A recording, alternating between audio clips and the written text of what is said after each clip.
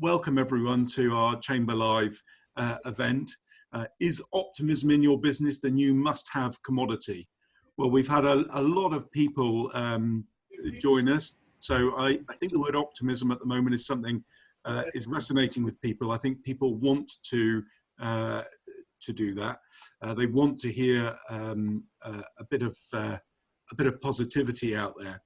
So thank you to Rich Adams for joining us, and to Trevor Worth from Portcullis, who I'll introduce properly in a moment.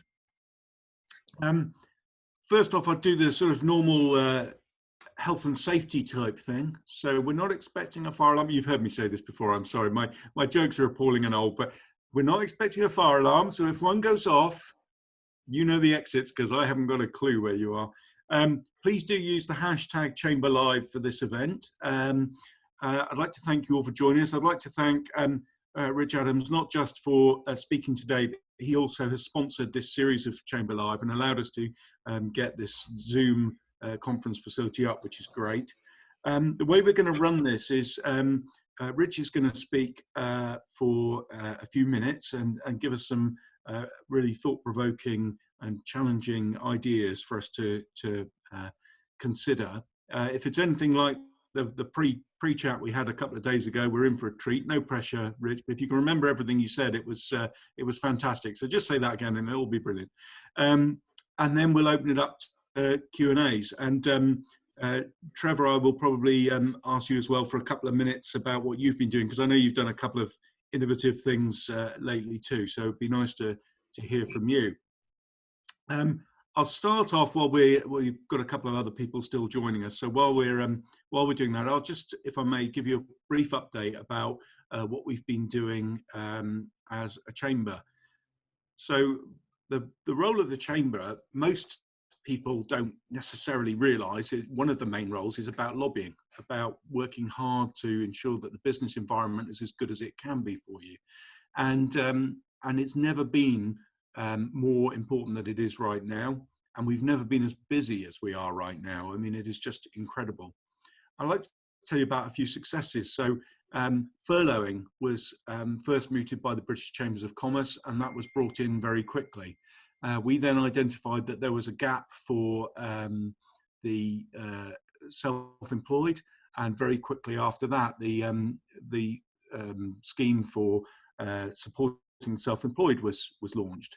We also identified that there were gaps in the grant system for people who fell outside of the rate system. And I hope you've all seen this morning that there's a greater than £600 million pot being announced by government as a discretionary fund for local authorities to be able to spend and give to businesses. This is a grant that for those that have fallen outside of the rate scheme. So some businesses don't have a rateable property, or their rateable value falls outside of that, which enables them to be able to claim.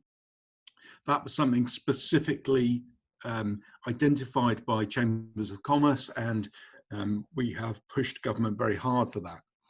We've also over the weekend written to government with our views about how we should phase a return to normal. And government on Sunday had a consultation session with a number of Chambers of Commerce that identified issues and practicalities around the advice on returning to work. So Chambers of Commerce said that the advice can't just be practical, it needs to be both practical but also legal, technical. People need to know what they have to do to return to work, because business is obviously somewhat cautious about litigation, and they're also cautious about employee relations. So we don't, as businesses, want to tell our employees they have to come back to work. We want employees to want to come back to work and want to feel that it is safe. And it isn't right for a business to insist that someone comes to work if it isn't safe. So what we're saying is there needs to be very specific guidelines around that to ensure that the working environment is safe. So we think there will be a gradual lifting of restrictions and a gradual return to work. The general feeling is that on Thursday of this week, the government will start to announce its plans, and it'll probably be Boris Johnson updating the nation on Sunday about how those plans will be implemented and the speed of them. So look out for government announcements on Thursday and Sunday. British Chambers have made it very clear that there needs to be an extension to CJRS, which is the Coronavirus Job Retention Scheme, as we call it, furloughing, so that there is an ability to gradually release people from furlough. So at the moment, furloughing goes on till the end of June, but we're saying, no, that needs to extend, because not everything will be like a light switch back up and running straight away. The only the only major gap, there are still gaps for a lot of people in the business community where support isn't arriving, but the only major gap still is company directors who've paid themselves either through repayment of directors' loans or through dividends. We're very aware of that. Apparently HMRC are trying to find a way to see how they can support company directors, but it's a very technical and hard to establish exactly how much people have been paid, how much they're entitled to, and it's very open to abuse. I'm also very pleased that today the portal's gone live for the so-called bounce back loans. So these are the small loans, 100% guaranteed by government to small business that doesn't have to repay them for the first year. And when they do repay them, will be on a very, very low interest. That is far more appropriate to the sort of businesses we have in the Southwest than CBILS, the Coronavirus Business Interruption Loan Scheme, which was not for every business. So the work we've been doing with our lobbying, we've been working really, really closely with a whole group of organisations, from BEIS in London and the Cabinet Office to the local enterprise partnership regionally, and I have a weekly meeting with them. Similarly with Devon County Council, I also have a weekly meeting with Plymouth City Council, and I'm on a call with Tudor Evans after this, actually, to talk about Resurgam, which is their plan to get us all back to work and get the city up and running. And I also have a daily call with, a weekly call with Sir Gary Streeter, who chairs the all-party parliamentary group for the Southwest. So I hope you see the work that's actually going on on your behalf as members. I really want you to know we really, really are working very hard to ensure that business gets the support it needs when it needs it, cash, to the front line as soon as possible. And I really must particularly praise Plymouth City Council for the efforts they've made in delivering support to business. They really, really have worked incredibly hard to ensure that they identify every business that's entitled to a grant and get money to them, and to ensure that people are, wherever possible, put into a category where they are entitled to a grant. And the Chamber of Commerce has helped Plymouth City Council identify 18 businesses that they otherwise didn't know. They knew that they were entitled to a grant, but they couldn't contact them. We've provided those contact details, so that should release nearly £200,000 into the business community. So all credit to Plymouth City Council and Devon County Council for their work in getting this funding out there. And so I'm really pleased that Treasury is so far saying that they do not have to return unspent money, and that can be used in a discretionary fashion towards helping other businesses that need it. And like I say, there's more than a £600 million pot. Anyway, I see that I've waffled on long over my time, so I apologise for that, but I hope you found that useful and that it gives you an idea of what the Chamber of Commerce is doing for you at this time. So, like I say, what we're going to do is we're going to have a presentation. Feel free to tweet and post and blog using the hashtag ChamberLive. And if you want to ask questions, there is a raise hand facility, and that is a technical one rather than waving at the screen, although I might see you if you wave at the screen, depending on where you have on which what platform you're using, whether it's an iPad or an iPhone or a computer, but you should be able to raise your hand using the manage participants function, or you can ask me a question in chat. If you want to ask a question yourself, you can do. You just raise your hand. I'll come to you and you can ask a question. I suggest we leave questions till the end, but you can interrupt if there's something really, really pressing. I think that is it. So without further ado, Rich, if you'd like to kick off and give us your thoughts on whether or not optimism in your business is the new must-have commodity. Thanks, yeah. I mean, the first thing I'm going to kick off with, because I want to talk about some positives, opportunities, and the whole optimistic approach to this. But before I do, I've got to sort of put the caveat right up front that isn't to say that there isn't the recognition of the real pain that businesses are going through, that individuals are going through, families are going through, and of course those that have been bereaved as well. So this isn't to diminish the impact this is having on our economy and our society, but it is about trying to look at this from a slightly different perspective, because in every circumstance there is always opportunity. And with so many businesses being negatively affected by COVID-19 and therefore the lockdown, I wanted to take this opportunity to discuss the way forward. There is always a way forward. There is always a future.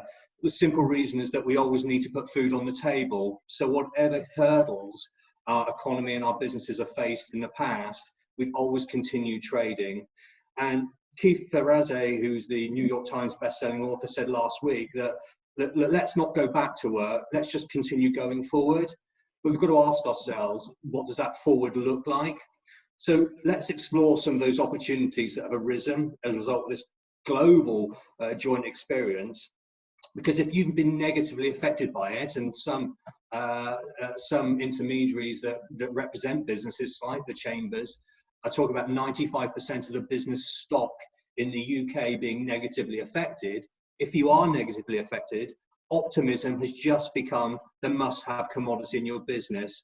Not just for your business or for you, but also your staff, that motivation piece for your customers, that trust for your creditors and in your suppliers.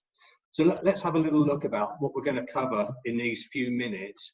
And the purpose of this is for me to just throw up conversational pieces that we then come back collectively and explore further. So there's several ways that we can use the lockdown. We can use the lockdown to develop those ideas for diversification, for new product development, groundbreaking R&D. We'll have a look at that in a little bit more detail. We can use the lockdown to trial new technologies. You know, a few weeks ago, it was inconceivable that Zoom was one of the words that was at the forefront of our minds in virtually every conversation. But we can look at the opportunities that new technologies have brought to us in reducing overheads, increasing productivity. There's this opportunity to look at new products and services and how they evolve, and also about the optimism in terms of your people. They are the biggest asset you have got. They can also be the biggest liability that you have. But how do you inject that optimism in your people to get traction in your business to go forward for whatever the future looks like post COVID-19, when we start getting into Brexit as well? So the first question I want to put out there is, now, can we now finally trust our employees to work from home? Large portions of countries across Europe have been doing this for a long time. Culturally, there's been some resistance, some hesitation in the UK.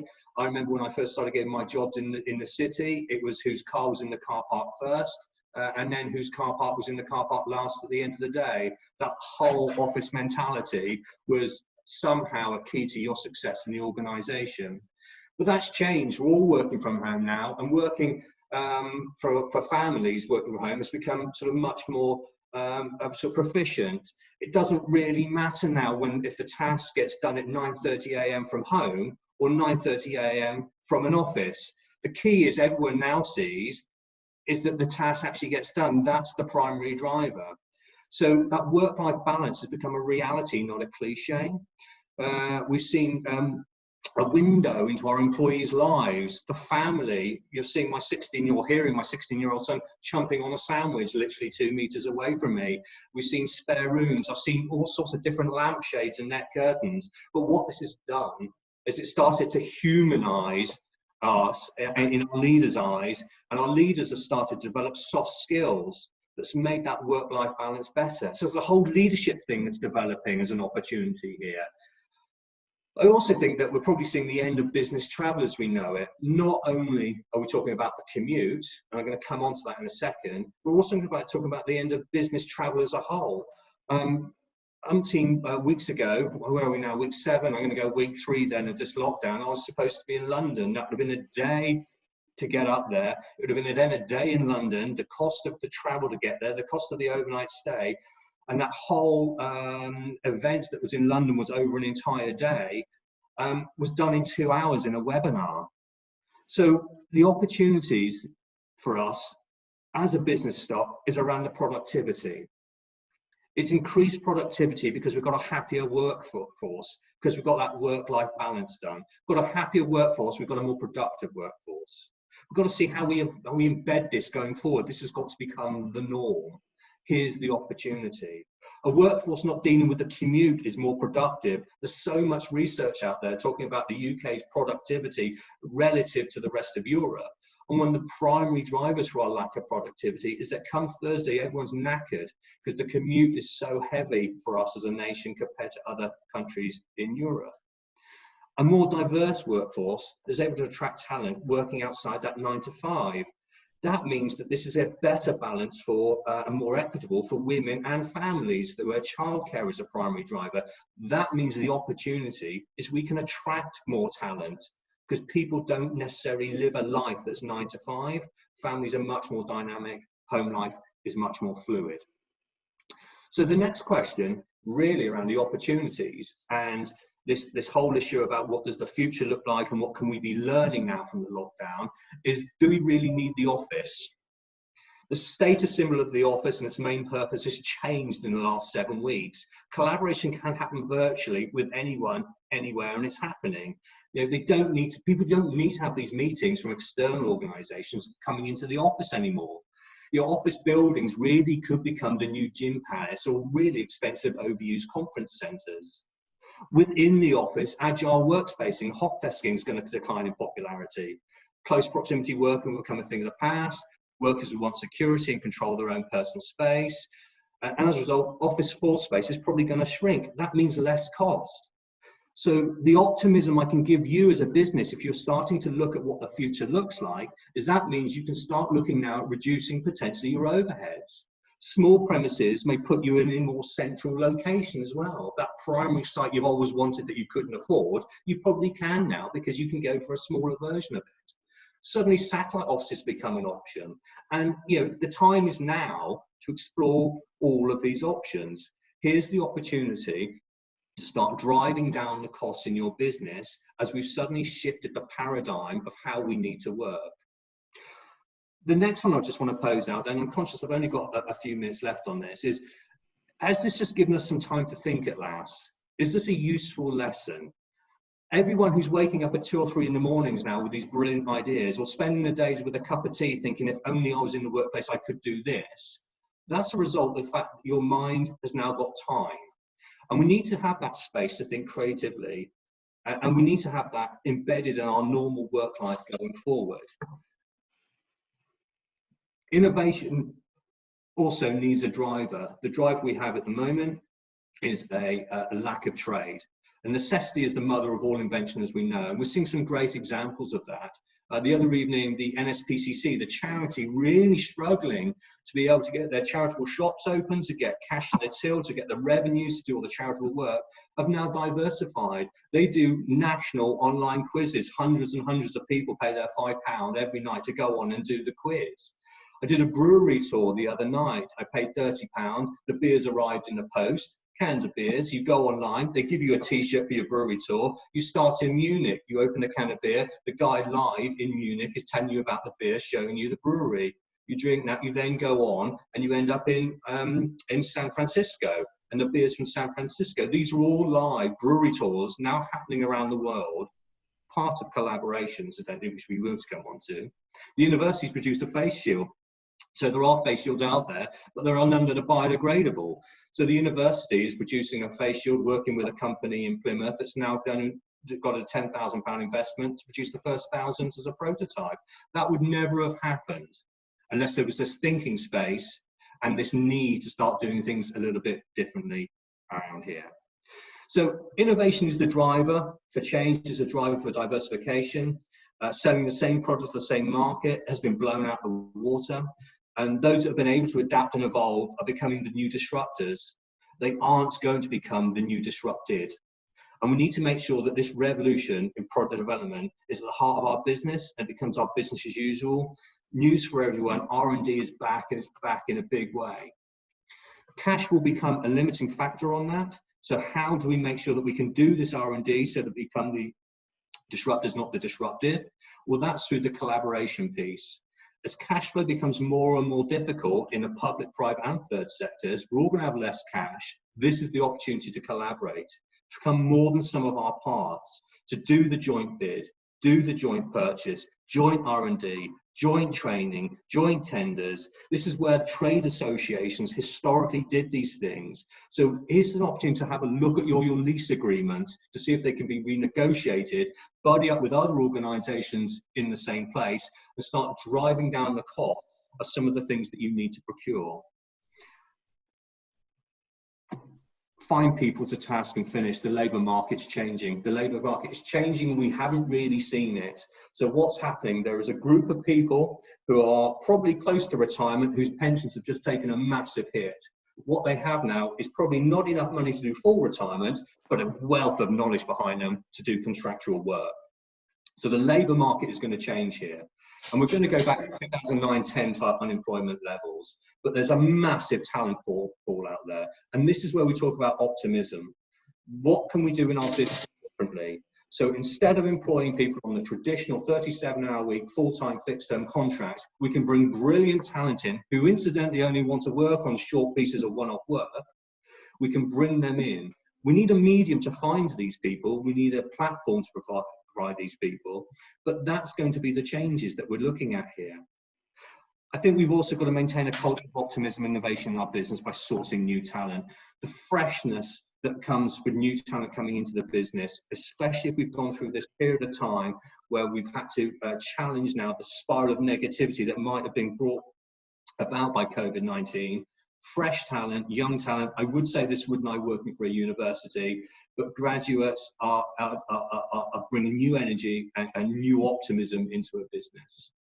So I think also, I know we've got Linda on, I couldn't have, on the line, I couldn't have done this without thinking about the optimism that comes with so many businesses around the world actually being sent back to go.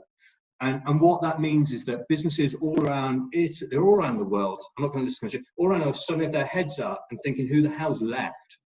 Who can we trade with? So this demand for international trade is never going to be more. The appetite for international trade is never going to be higher. And businesses will benefit through this collaboration because it's driving down costs, as I said, it'll open up brilliant minds. But this final bit, it's an opportunity to now expand your markets. Find those customers, because everyone, as I said at the outset of this, still needs to put food on the table. The final element is around automation. We've just done a bit of automation light. This is automation light, Zoom, Skype, Team, FaceTime, Messenger chat. But as a result of that, we are having more direct conversations. The conversation to email ratios are becoming more on a par. As people have more conversations, they become even closer and more loyal. So, be optimistic. We are going to go into a big automation piece. I'm sure of this in the next few months. But let's not forget the human element of this, because they are the driving force of the creativity within the businesses. But what about that automation? Automation through this has just been given a massive boost. There's no doubt about it. It is now going to accelerate. So levels of investment in tech could be a real key for attracting and retaining employees. If you are tasked with working from home in the future, you're going to need that kit to do that. And we're seeing as a result of that a massive significant increase of upskilling and retraining in some of this new tech. So my final thoughts, and this was all about trying to throw some opportunities out there, some ideas out there, so we can start thinking optimistically about the future. Companies are more adaptive during downturns. They always are. That need for innovation and invention comes to the fore because we kick into a survival mode. Investment in tech solutions is about to boom. So if you're in that space, get on that bandwagon, start thinking about those products that you can take to market, start doing the investments in that R&D. If the economy does go down, and there's every likelihood that it will, cash becomes king even more. We enter into a buyer's market, and in a buyer's market, there's plenty of opportunity, but there's also plenty of opportunity to collaborate, as I said. Skills and talent will become more flexible as folks review how they want to live their lives, and retaining top talent will not be easy if you don't adapt. If you do adapt and you take on this more opportunistic approach to commercial opportunities, securing top talent will be easy. Retaining it won't if you don't. Securing it will if you do. So we talked about locking down, providing an opportunity for developing ideas for diversification, new product development, groundbreaking R&D. Use the lockdown to trial new technologies. Some things might just fall on their backside, but we can use this as a safe time to trial it. That can help also in the future reduce the overheads, increase productivity. I haven't talked about grants and finance, but here's an opportunity to do that desk research, find the grants. Stuart just mentioned a whole series of finance opportunities at the front end of it. But maintain that culture of optimism in your business and bring in new talent. Even if it's for piecemeal pieces of work, it just freshens up the culture within your organization. And as I keep saying, collaborate, be more than the sum of your parts. So there's quite a lot in there, in that 10 minutes-ish. I hope that's given some food for thought and raised some questions. And Stuart, hand back to you, but I'm happy to be part of the conversation going forward. Wow, thank you, Rich. Yeah, lots to think about there. I mean, what a fantastic summary of everything that's gone on and some real thought-provoking stuff. So thank you very much for that. And we'll hand over to Trevor in a second, but I was just funnily enough thinking about my background. I previously worked for a law firm, and I remember thinking a lot of the time there were things around, is it attendance or productivity? And James Peterson's on the call. He wouldn't mind me saying that the old-fashioned law firm approach is everything's by time. You're in at 9, you work late. Or, the good lawyers, as Richard would say, were in really early and would work really late. But does that make them productive? As someone who's had a real look at that and flip that industry slightly on its head there, Trevor, is you. And perhaps you could just give us just a couple of minutes on what you've done and what you are doing to revolutionise in that workspace. Yeah, sure. Hello, everyone. It's a privilege to talk about this because I think the industry we're in, legal services or professional services generally, is such a dull area, isn't it? It's not the most exciting thing in the world. And you don't have to be a genius to try and turn things around and make it more approachable for clients, easy to access, more understandable, plain English, different ways of working with clients and engaging them. And I think where we succeeded is we have in the business a KPI for innovation. So every year we'll measure our team on have they come up with a good idea, have they come up with something different that can benefit not just the client, but also themselves and the team generally. And I think it's quite sad at the moment that we've got to a stage now where we talk about innovation in isolation. Like we've all got to go and do this thing now because we're all in difficulties. And that's, as a society and as business and as, personal individuals, we're all facing tricky times. Innovation itself should be part of your culture, shouldn't it? It should just be something that is. It's a bit like when you meet lots of people who've got the word entrepreneur on their business card. Well, that really annoys me. An entrepreneur is a way of being. It's not a job, is it? You'd never hear Sugar or something like that call themselves entrepreneurs. They're in business. That's just a personal thing of mine. So when I do work with young students, I always tell them that, for goodness sake, don't put it on there. Just have it as a mindset. And I think within our business, that's all we try and do, really.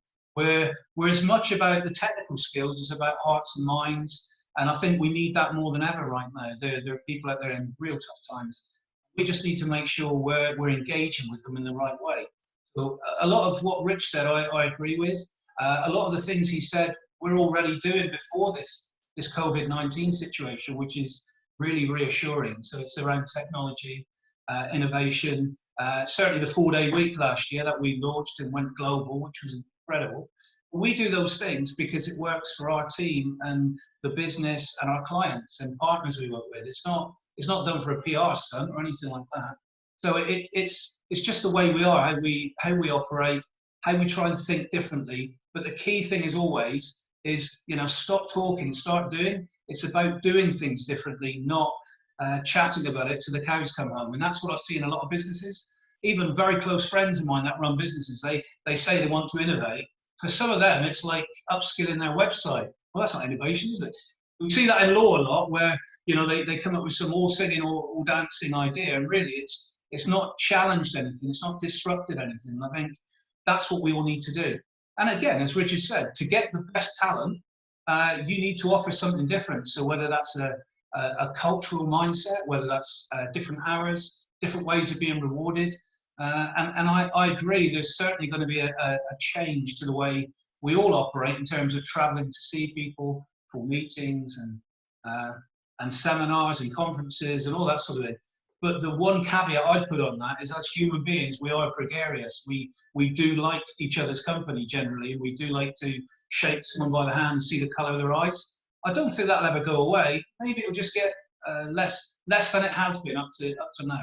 But we've got to embrace it all, haven't we? Different people want different things, and as a business, we need to try and reflect not only what the client's asking for, but also how we think we can make things better for all of us. You know, we're very fortunate in timing, really.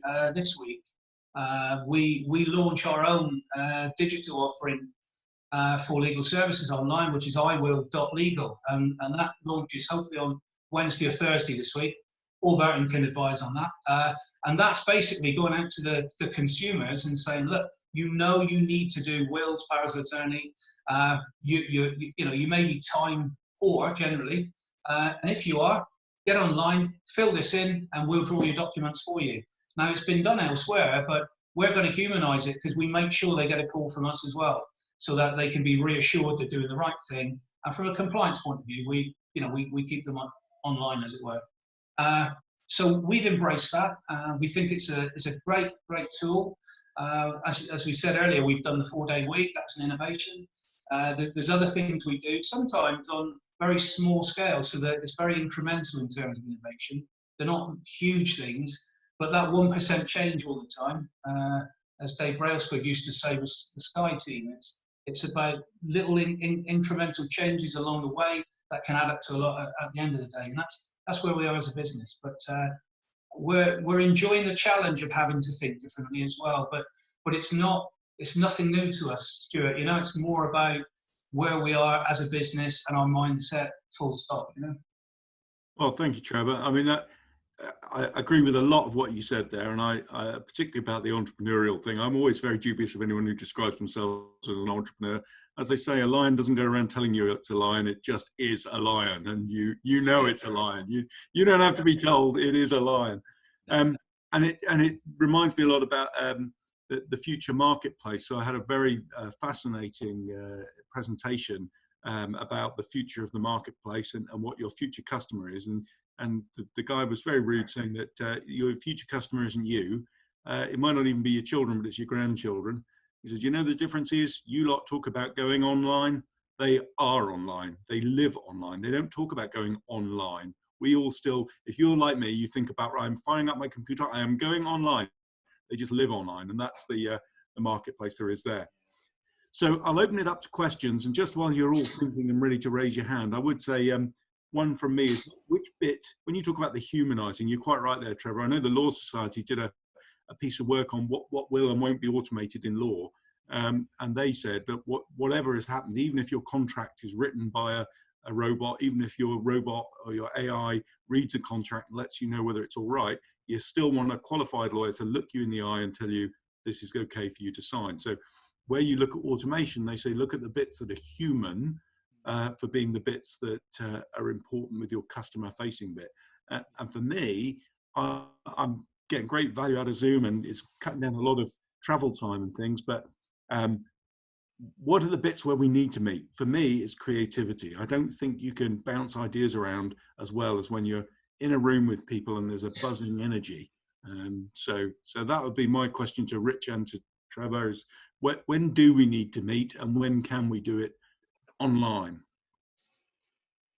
I think you're right. I think, you know, as we said earlier, when you're in face-to-face contact with people, you get a measure of them, they get a measure of you, and you feel whether you can share some of those thoughts you have, whether it's a safe space to be creative. And I don't think that will ever go away. I think people will use the medium we're using now with great success, but not for those sometimes creative, touchy-feely things, really. And we certainly don't see an end to that in our business. And lots of people I know in other sectors are saying the same thing. It's forced change, hasn't it? It's brought it to the fore quicker, certainly automation and that sort of thing. And that's to be welcomed, but I still don't think we're going to get away from that gregarious side of human nature. No, Rich? I would agree. I find the more conversations I have, the more creative I become, strangely enough. And if we take this as a case example, it's very difficult to have creativity when there's just one-on-one conversations. These tend to mirror where we are now, a traditional meeting environment where one person speaks and the collective listens. It's then passed over, someone else speaks. But that's one conversation. In a traditional meeting environment, I may have had 3 or 4 conversations before we've even started with you as the chair. I'd have had probably conversations as I'd walked in from the lift with someone. I'd have had a conversation before I sat down over the table with someone. I'd have said hello to someone, what you up to. So the opportunities for me to gain knowledge that enables creativity would have been magnified 4 or 5 times fold by a traditional meeting environment versus this automated meeting environment, because we just cannot replicate the multiplicity of conversations that you'd have in a day via Zoom. You just can't do it. No, I get that, and that's very important. I see Maxine's got a hand up, so I'll come to her in just a moment. James, I hope you don't mind me asking, because I mentioned you earlier, so you work for a traditional, I suppose you'd say, high street law firm. Have you seen a massive innovation change in the COVID situation? Has it driven what others would have wanted from a long time ago? Yeah, well, I suppose it's still to a degree quite early on. In a way, we were quite lucky in terms of the remote working piece and everything that we'd put in the 6 months before this all happened. So from a timing point of view, that was lucky. And I think it'll just, when you've got partners within a business, it tends to be the younger partners are looking more for innovation in the future and automation and things like generally. I'm not saying all the time. Trevor's young. He's young, aren't you, Trevor? Yeah, sorry, James, go on. So in this situation, I think we'll just drive it and open the eyes to the people that were reluctant to do it. Yeah, I completely agree. Maxine, you've got your hand up. Remember to unmute yourself, and perhaps you could ask your question. Right, it's not so much a question, it was about joining in on the conversation about creativity. Can you actually hear me okay? Yes. Yeah. Brilliant. Okay. We're a design and marketing agency, so creativity is at the core of everything that we do. And we actually found that we were starting a project, a branding project, and it included quite a few stakeholders of varying levels and everything. Now, normally what we do is actually get everybody into a workshop, into a room, and start asking questions, batting ideas backwards and forwards, etc., to try and draw out what the brand actually means to them initially. Of course, we couldn't do that in this situation, but the project still had to move on. So what we did, we actually put together a really well thought out but short Google Forms survey, made it look really friendly, and sent it out through our sort of main contact. And actually the responses that we had back were really, really good quality. And I think that actually it gave certain people a really nice, safe space to be able to say what they really wanted to say, answer the questions in the way that they wanted to. And it meant that certain people who might not have had a voice in a large room actually were able to respond with quality answers. So it's things like that. It's also looking at how technology can help you maintain that creativity rather than taking over as well. So it's just something that I wanted to share. And the other thing that we're doing, we're putting together a lot of e-learning packages as well, because we're finding that a lot of large organisations are are still wanting to have their employees' skill sets, maintained. So what they're doing, we're putting together e-learning packages for them to put on their LMS systems where they can monitor, the skill sets of their employees while they're working from home. So it's just things like that of adapting and, nurturing the technology that's around us, I think is working quite well for us. That's all.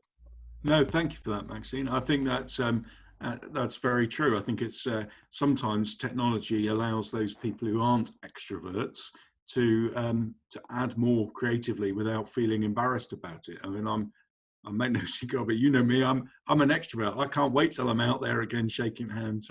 I've seen my own chairman is the same, and he said to us at a board meeting, and I've stolen it and used it myself, is after this is over, be prepared for some very long awkward hugs, because I'm missing that human contact, and I can't wait to see people, and it'll just be hugging. But I think you're right. If you're not that extrovert, and technology allows you to have your voice, doesn't it? And we've all got that here. So can I just very quickly come back on that, if I may? If you sort of pose the question to yourself, if you knew COVID-19 was coming to the extent it is, how could you have COVID-19 proofed your business against it? And one of the things, without any shadow of a doubt, is that there would have been more investment in tech-based training, as Maxine was saying. That demand is now out there for people to get a bit more tech savvy. But the horse is somewhat bolted. Everyone's playing catch up. Again, if you could have COVID-proofed your business before this, you'd have probably invested a little bit more on your server tech, a little bit more on your laptops, brought them up to speed. And we've got to be thinking in this space now, is because we don't know when the next wave may hit us. If indeed there is, bearing in mind, they're talking about different peaks, different troughs, October, November time. What's the next COVID-19? Bearing in mind, I'm old enough to remember the impact of foot and mouth had on not just our agricultural, horticultural, but also our tourism sector. Things will always come along that will disrupt our economy. And we've got to be in a mindset more of not just having that risk register that talks about things that we never really think about and shoved on the shelf, but real life things that are now happening. Brexit is now only months away as well. What can we do in advance to proof our businesses against this level of disruption? Well, that's absolutely right, Rich. I mean, I didn't think you were old enough to remember that. When you said I'm old enough to remember, I thought you were going to say Spanish flu. I thought, blimey, you really are. But no, you're right. I remember the foot and mouth thing. As a serious point, we are being asked by government to challenge business to think about what would you do if there was a second lockdown? Because we are, government is the first to admit that we don't know. They're playing their best scientifically educated guessing game about how to lift this. But there could well be a second peak, and we might go back into lockdown. So it's a really good challenge to business is, what will you do now to protect yourself if come September, October, we have to lock down for another few weeks? So that is well worth thinking about. And I see I've got a hand up from Jonathan Barrett. Just before I come to you, Jonathan, just to say we've only got about 5 more minutes on this call, because both Rich and I have to go to other meetings. So if we could keep it nice and crisp, but if you've got any more questions, please raise your hand. And Jonathan, unmute yourself and ask your question. Well, it was maybe also an observation. We run a software company. We've got customers all over the world, all over the country. We do a lot of charity shops, so we have a lot of not very skilled users. And we've been doing remote training and remote support for a long time. Our take is that this sort of meeting, Zoom meetings, will become much more useful. Very often, if you've got a customer who's having problems with installations and things, it's get up here and see us. And that's a bit stressful, because they usually don't want to pay. They just want to turn up so they can beat you up. If you can make a structure to a Zoom meeting, and I think this is part of the key of it, we've got a long way to learn about how to use these meetings better. It takes you to a more structured kind of a meeting, whereas the general way may have been to go to less structured meetings. You're almost more of a sort of through the chair approach, simply because 2 people can't talk at the same time. And I think everyone's learned a lot about that, whether it's having dinner parties on Zoom or having these meetings. And I think there's a huge opportunity. I agree about the innovation side. But we do an awful lot where we get together with our guys who anyway work remotely a lot, because they're quite often computer programmers and they don't like meeting people as a general principle. So better technique will get better, effectively, innovation. In the end, you do need people in the room. In the end, all our guys are looking forward to getting back. And we're all working remotely, of course. But I think this is a huge change, and I think in the way we run our businesses, we can do a lot more. But people need to start looking at how to use these sessions better. Yes, I completely agree. And we can't be, as you say, we can't all be talking once. And you lose something in that second of pause, don't you? I don't know if any of you have been watching Have I Got News for You, but it's just lost it in the inability to have the banter in the studio, I think, personally. And the audience. Yeah. So, sorry to cut across you then, Jonathan. I know it's ironic when we said we couldn't both talk at once. I'm just aware of time. I've got another hand up from Faye Davies. Faye, would you like to come in there? Hey, yeah, I just wanted to share a bit of the optimism, really. I mean, there are a lot of unknowns and uncertainties, but just feeding back from tenants at the Science Park, I'm finding that everybody's really keen to get back and, you know, sort of be in that sort of collegiate environment. And I do think that massive disruptions like this create enormous amounts of opportunities for those that are nimble enough to be able to adapt to it. So we have had some real kind of rapid response, you know, sort of 100 miles an hour kind of emergency response type efforts that have been going on with some of the businesses, and you know, they're bearing fruit, and they're managing to resell sort of software products or solutions that have been challenge led because of an unmet need. And then I think talking about a second lockdown, if this happens again, I would say that, you know, we've done it now and we're hopefully coming out the other side, and it's almost, this was the dry run for the next one if it does happen. So I think there's a lot less fear, and people have proved that they can sort of log in, they can operate at home, and the business. So I do sense that there is more optimism, certainly, and I think it's, you know, a lot of people are playing the long game. So just wanted to chip in with that, really. Yes, thank you. I appreciate that. And I appreciate for some of us, and some of the work we do is we all do different things, and some of it is very easily able to do online. Manufacturing, not so easy to do online. I think Mark Dibbins is on the call. Any insights from a manufacturing perspective, especially around sourcing new markets here and abroad? Is Mark with us?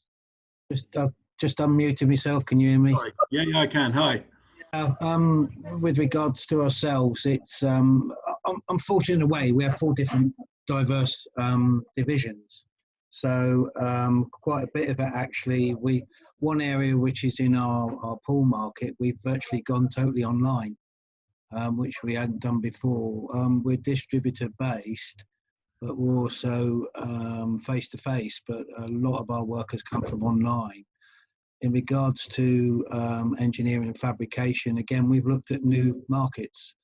So some areas that we've not even delved in before, we're actually looking at more from a reference point of view, and from customers that we are dealing with at the moment. So we've sort of gone down the chain level. So, like I say, it's difficult. And it's really interesting to hear the conversations that have been going on. But like I say, I totally agree that, you know, if we are going to survive this from our end, we are diversifying. We have the opportunities, we have the skills and the experience. There are a lot of markets that we have actually not positively looked at, but we now are, because of what's actually gone on. So, you know, the next few months will tell. Yes. Definitely, and we mustn't forget that dreaded B word hasn't gone away. I almost wish we had a discussion about that rather than the C word. Can I cut in a minute? Yeah, sorry, who's that? It's Trevor. Yeah, okay, Trevor, we've only got 4 minutes, so. Yeah, I'll keep it nice and short. The thing is here is, what's the alternative? Is it to, you know, go in on ourselves and you know, woe is me and everything's going wrong? We've got to come out fighting, haven't we, all of us, on whatever front that is. It's about analysing your business to see where all the unnecessary costs are. It's about talking to our stakeholders. It's about talking to our community and letting them know we're still here. We'll be there for them, because people will remember once this period is over how people behaved during this process. And you've already seen with some of the bigger firms, they've had PR disasters on it. We just need to reach out, don't we? We need to look within ourselves. What can we do better and quicker and faster and better value for money, but keep that positive spirit, because without that, none of us would be in business anyway, would we? If we didn't have that optimistic nature about ourselves, you know, and that's what's going to see us through. Get some practicality and some big decisions, and then move forward with a smile on our face and do the best we can. Well, that's very well said, and a very good point to start wrapping up. Somebody sent me a message privately here that says that, that this has been a good way for business to circumvent the sort of boardroom red tape and just get on with it and get stuff done. And I think that's absolutely right. We just got to go for it and make things happen and be positive and can do. It would be very easy to talk ourselves into a sort of negative pit of depression and disaster, when actually there's so much we can be doing. I mean, let's use this time, let's use it productively, let's think about what we can do in the future, which I know you all will. And you're right, Trevor, we wouldn't be in business if we weren't positive and proactive. So I'm going to sort of draw it to a conclusion. Just to tell you that on I think it's the 14th, let me just check, 18th of May, we've got an international trade event, EU transition event, about thinking about those leaving the EU and what other new markets will be opened up. So please do look out for that one and register for that. I'm just going to look at Helen for 1 second. Is there anything I've forgotten, Helen, or anything we should say before I wrap up? No, apart from the obvious thank yous to Rich and Trevor especially. Just say that we're trying something different this week. So on the 7th, which is Thursday morning, we've got an informal networking brunch. So just go onto our website and join for free, or just contact either Olivia or myself and we'll register you. Just join for free. Just come and bring a cup of coffee, maybe a bacon butty or something, and just come and chat, tell us about what you're doing, how you're feeling, and we can all learn from each other and just have a bit of a human interaction during these difficult times. We're doing that for the next 2 weeks, and then also next Monday again, Chamber Live will be with Plymouth City Council, Devon County Council. Judah Evans is going to join us, and Adam Croney and Ian Pring again are going to join us. So we're looking again at the financial support available for business from all areas. So yeah, full programme ahead. A good and full programme. Thank you so much for joining us. I don't know about you guys, but I thought there was a lot of really good, interesting, thought-provoking stuff there. And I sense we might be in for a round 2 of this if Rich is up for that in a week or two, because I felt we were just getting going with some of those discussions, and the hour's come to an end. I've got to be somewhere in 30 seconds. So I'm going to wrap up really quickly. Say thank you so much all for joining. I'm going to do this rare thing of unmuting everyone, and perhaps we can give Rich and Trevor a round of applause and say see you soon. Cheers. Thank you. Thanks all.